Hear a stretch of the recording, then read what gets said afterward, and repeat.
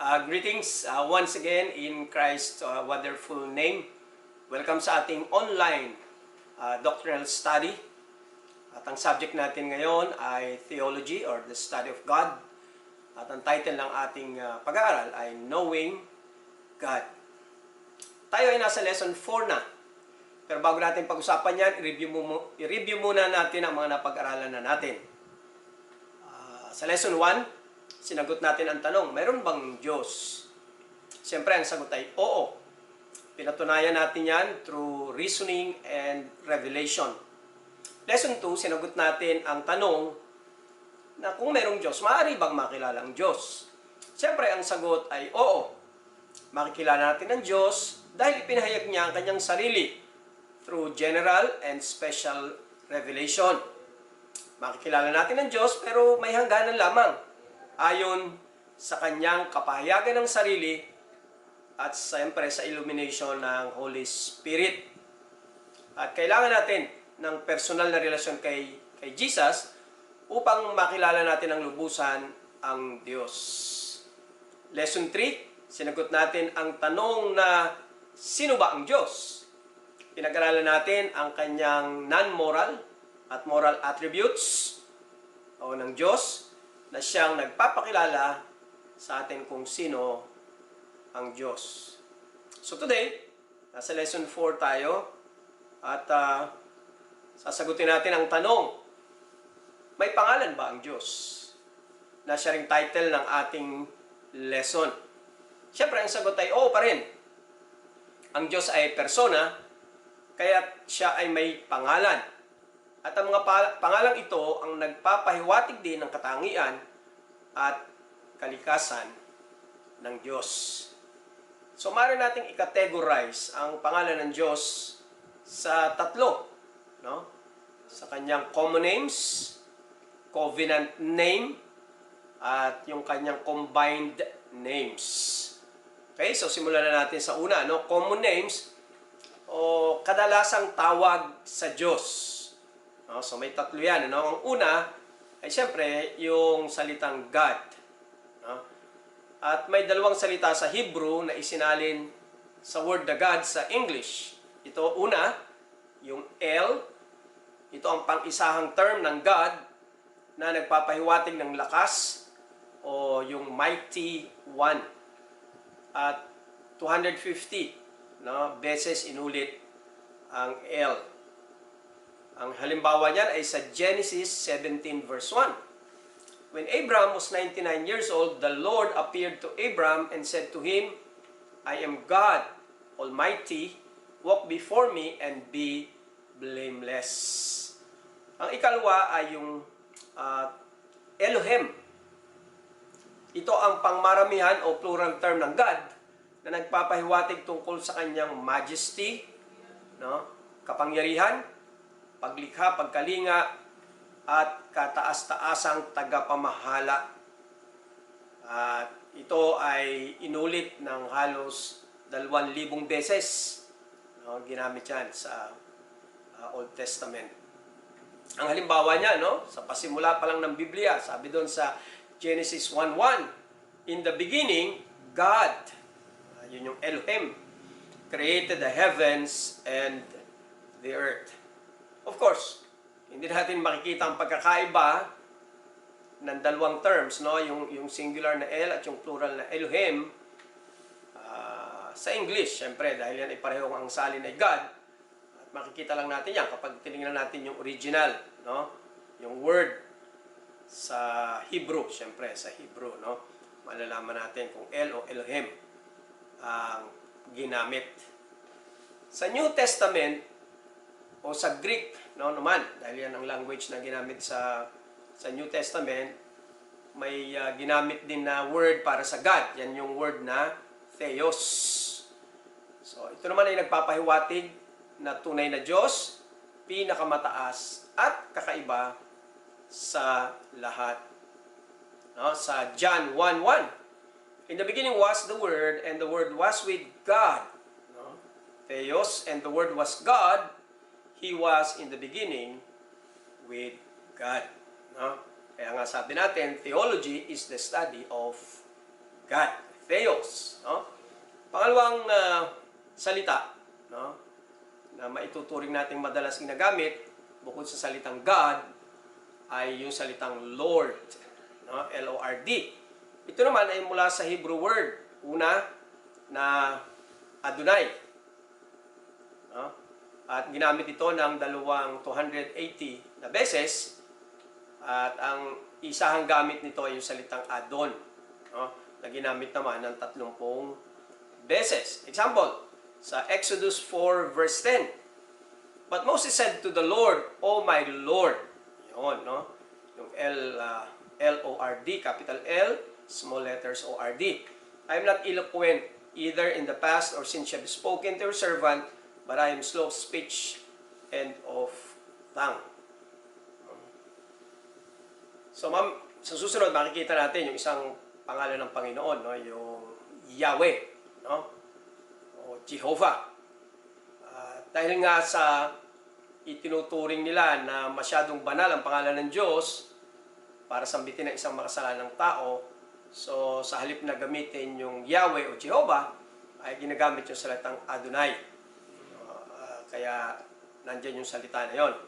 O sa English nga ay Lord. Sa New Testament o sa Greek naman, ang word sa Lord ay Kurios.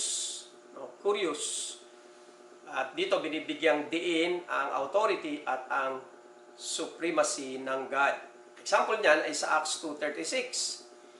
Let all the house of Israel therefore know that for certain that God has made him both Lord and Christ, this Jesus, whom you crucified. No? Curious. O curious. Parang English, no? Curious. No? At isa pang Greek word na isinasalin din sa salitang Lord o minsan ay Master ay yung salitang despotes, no? Okay, dala ng salitang ito yung ownership. Kung ikukumpara sa curious ay na ang kanyang binibigyan din naman ay yung supreme authority. So example nito ay Luke 2:29. Sabi doon, Lord, now you are letting your servant depart in peace according to your word. Isa pang name ni God na prominent sa New Testament, no? Bukod sa God at Lord ay yung salitang Father. Sa Greek ay Pater. Ginamit ito ng 245 times sa New Testament.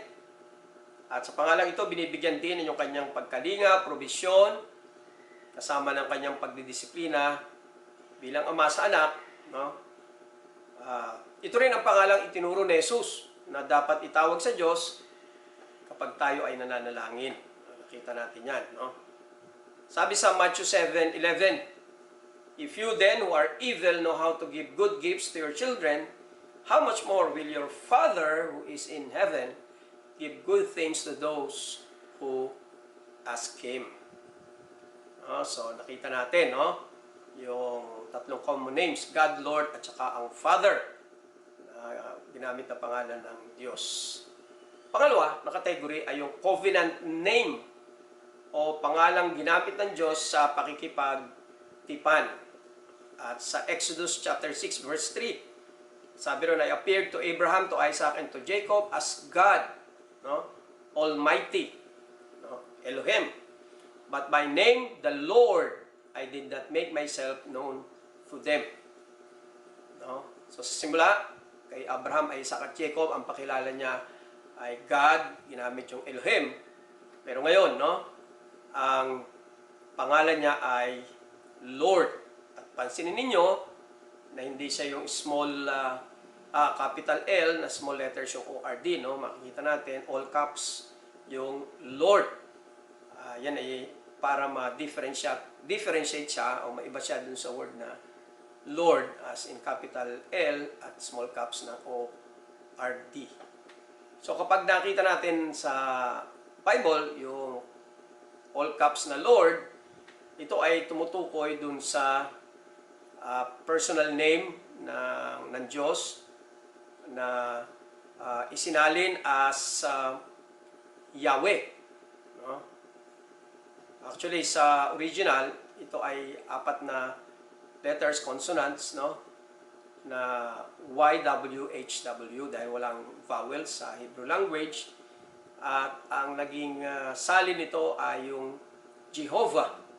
No? The word na Jehovah. At later on, nasalin ito sa word na Yahweh. At ayon sa mga scholars, mas tama yung salin o transliteration na Yahweh. No? At ito'y binanggit ng 7,000, no? Na ulit. Ang kahulugan nito ang nabubuhay sa kanyang sarili, ano? Self-existent God. Halimbawa nito ay sa Genesis 9:26. Sabi diyan, he also said, "Blessed be the Lord," capital L, capital O R, capital D, "the God of Shem, and let Canaan be his servant." No? So yung Jehovah or Yahweh, no? Na isinalin sa all caps na Lord, ang covenant name ng Diyos dahil yan yung pakikipagtipan niya sa bansang Israel. Ang pangatlong category ng mga pangalan ng Diyos ay yung combined names, no? O mga tambalang pangalan. So yung una ay yung katambal ng word na Jehovah o Yahweh, at yung ikalawa ay yung katambal ng pangalang El. So tingnan natin una yung katambal ng pangalang Jehovah. So babanggitin ko lamang at yan, nakasulat na rin yung mga references kung gusto natin ng halimbawa, no? So halimbawa ng magkatambal na pangalan o katambal ng pangalang Jehovah ay yung Jehovah Jireh. Ang Panginoon ang maglalaan. Sa English ay God will provide. Makikita natin yan sa Genesis 22 verse 14. Another is Jehovah Nissi. Ang Panginoon ang aking watawat sa Exodus 17:15-16. Or Jehovah Tsidkenu. Ang Panginoon ang aming katuwiran, Jeremiah 23:6 at 33:16. Jehovah Shalom, ang Diyos ang aming kapayapaan. No? Yan, Judges 6:24. Jehovah Shammah, ang Diyos ay naroroon. Ano? Ezekiel 48:35. Jehovah Rophe, ang Diyos ang nagpapagaling. 2 Kings 20 verse 5. Exodus 15:26 and Isaiah 30 verse 26. Isa pa ay Jehovah Ra'ah, ang Diyos ang pastol. Psalm 23 verse 1. Meron pang ilan, no? Pero yan lang ang ating binigay ng mga halimbawa rito. Ang ikalawang tambalang pangalan ay yung katambal naman ng salitang El, no? So El Roy, ang Diyos na nakakakita, Genesis 16:13. El Olam, ang walang hanggang Diyos, Genesis 21:33. Ito, very famous to, no? El Shaddai, ang makapangyarihang Diyos, Genesis 17 verse 1. Ang Diyos ay isang persona, no? Maliwanag yan, kaya siya may pangalan na naglalarawan ng kanyang katangian at kalikasan upang kanyang pagkakakilanlan. Parang kagaya rin natin, no? Pag sinabing bayan ni Jesus, no? So, tumutukoy yun sa akin.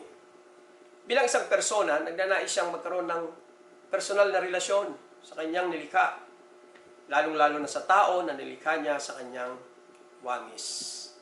So, ang aking panalangin, nawa, nakakatulong ang ating pag-aaral o nakatulong na ang ating pag-aaral sa patuloy nating pagsusumikap na makilala siya bilang hindi lamang Diyos, kundi Ama natin na kumakaliga at nagmamahal sa atin at ganun din naman bilang tagapagligtas.